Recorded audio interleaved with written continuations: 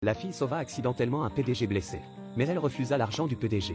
Alors le PDG acheta directement le bâtiment où se trouvait la clinique vétérinaire de la fille, en annonçant qu'il allait le démolir et le reconstruire, ne lui laissant qu'une semaine. Tout cela uniquement pour forcer la fille à venir le voir. Et en effet, peu de temps après, la fille vint le trouver. Ému, Yoon-rui se mit à pleurer dans le bureau de Jang Xin. Et en la voyant, Jang Xin eut soudain un peu de compassion. Alors il lui dit 나한테 와. Jang Xin demanda à Yoon-rui d'arrêter d'être vétérinaire et de venir travailler dans sa société. Mais Yoon-rui refusa catégoriquement et lui écrasa le pied d'un coup violent.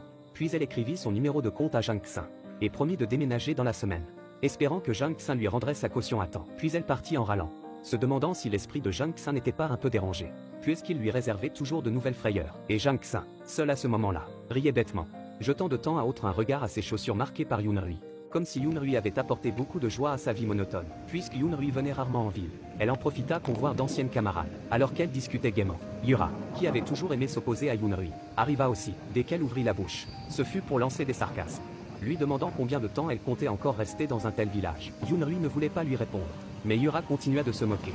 Et Yoon-rui finit par craquer et lui dit qu'elle était justement venue voir l'emplacement de sa nouvelle clinique, et que le jour de l'inauguration, elle n'oublie pas d'envoyer des fleurs.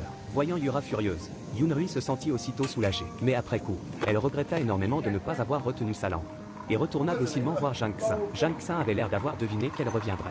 Mais Yoon-rui ne voulait pas accepter son argent gratuitement. Elle aurait eu l'impression de lui être redevable. Alors elle transforma les frais de cette nuit-là, de 700 000 en 70 millions. Et après avoir déduit cette somme, le reste serait considéré comme un prêt à long terme de Jang Xin. Jang Xin trouva cela inutile, pensant qu'elle n'avait qu'à accepter directement le local.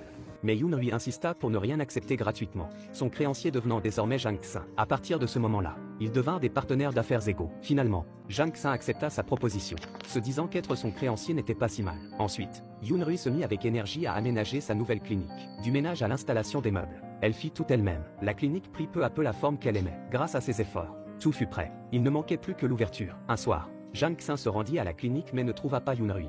Il découvrit finalement qu'elle s'était endormie dans une chambre. Il s'assit et resta tranquillement à la regarder, quand Yoon-rui ouvrit soudain les yeux, ce qui fit sursauter Jang Xin. Puis Yoon-rui se mit à parler dans son sommeil, non seulement en se plaignant de Jang Xin, mais aussi en pinçant directement ses joues, en disant que la sensation était vraiment agréable. Voyant Yoon-rui de plus en plus audacieuse, Jang Xin ne put s'empêcher de dire 이 손 치우라고.